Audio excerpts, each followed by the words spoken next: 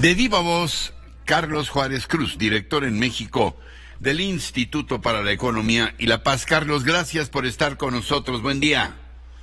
Ricardo, muy buen día. Te saludo y saludo también a quienes nos escuchan. El Índice de Paz en México 2022 es una investigación muy seria que identifica y mide los factores que impulsan la paz en nuestro país, y ayer apenas se dio a conocer. Carlos, traes los resultados y mediciones más recientes sobre la situación de la paz en México. ¿Cómo están? ¿Cuáles los indicadores más importantes? Sí, Ricardo, estamos presentando, ayer presentamos la 9ª edición del Índice de Paz. Llevamos 9 años midiendo la evolución de diversos indicadores que nos dan cuenta de la situación de violencia y de paz de nuestro país. Evidentemente, estamos frente a una crisis, y lo que hemos encontrado es que en nuestro país conviven un conjunto de violencias diversas que van desde la potencia y el gran impacto del crimen organizado hasta otras formas de violencia que a veces no están tan visibilizadas. Tenemos máximos históricos, durante 2021 tuvimos máximos históricos en el número de desaparecidos, personas desplazadas, feminicidios, violencia familiar, violencia sexual. Nunca habíamos tenido números tan altos como en 2021. ¿Cuáles son los eventos donde se agudiza más la gravedad de la evolución de estos elementos de violencia que atentan contra la paz, Carlos? ¿En dónde tenemos problemas más agudos? Mira, es muy claro que hay una serie de violencias que están siendo impulsadas desde las disputas territoriales por la delincuencia organizada y sus grupos. Hemos visto cómo en los últimos 7 años el narcomenudeo creció un 139%, han crecido las extorsiones de manera significativa. Otras violencias han bajado, como los homicidios, que en 2021 bajaron un 4%, pero seguimos teniendo niveles demasiado altos de homicidios. Tenemos la 8ª tasa de homicidios más alta del mundo, y para 2021 la principal causa de muerte para personas entre 15 y 35 años en México fue la muerte con armas de fuego. Hoy hay una convocatoria muy importante para las mujeres de todo el país para que se manifiesten en contra de los feminicidios. Dicen los expertos que si realmente se tomaran en cuenta las condiciones que incluso la ley establece para tipificarlos, podríamos estar multiplicando el número hasta por 3 de feminicidios. El caso es que, dependiendo de la estadística, pero en promedio 10 mujeres son asesinadas cada día en este país. ¿Cómo ha evolucionado el homicidio y el feminicidio de mujeres? Sí, tenemos el máximo histórico en 2021 de feminicidios registrados.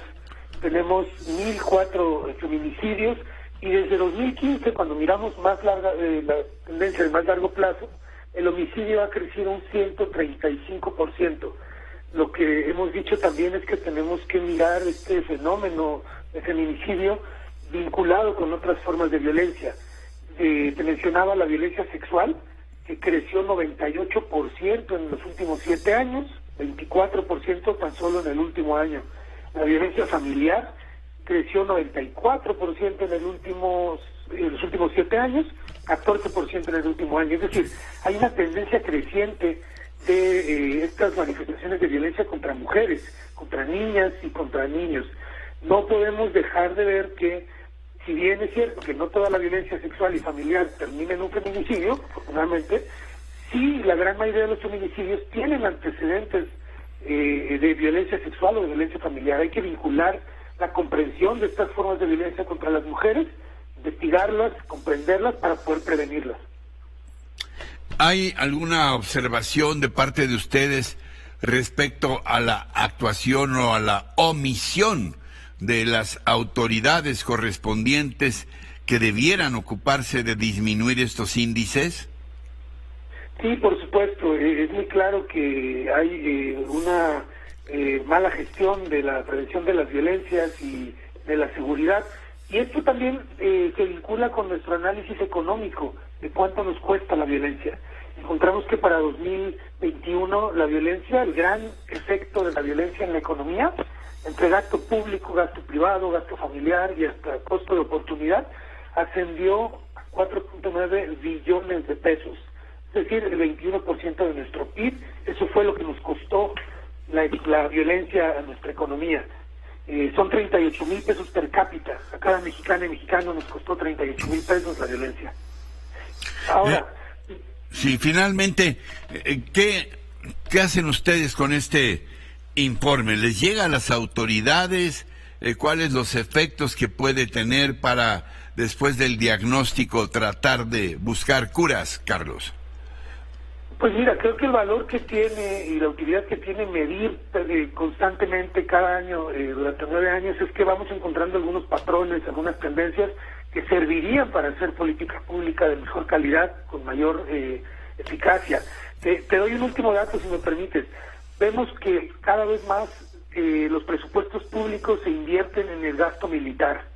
El gasto militar creció 31% en los últimos 7 años, mientras que, en el sentido contrario, lo que se invierte en seguridad bajó 37%, y lo que se invierte en el sector justicia o en el sistema de justicia bajó un 7.5%.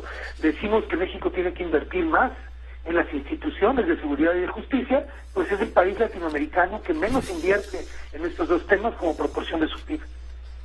¿Algo más que quieras puntualizar que no te haya preguntado, Carlos?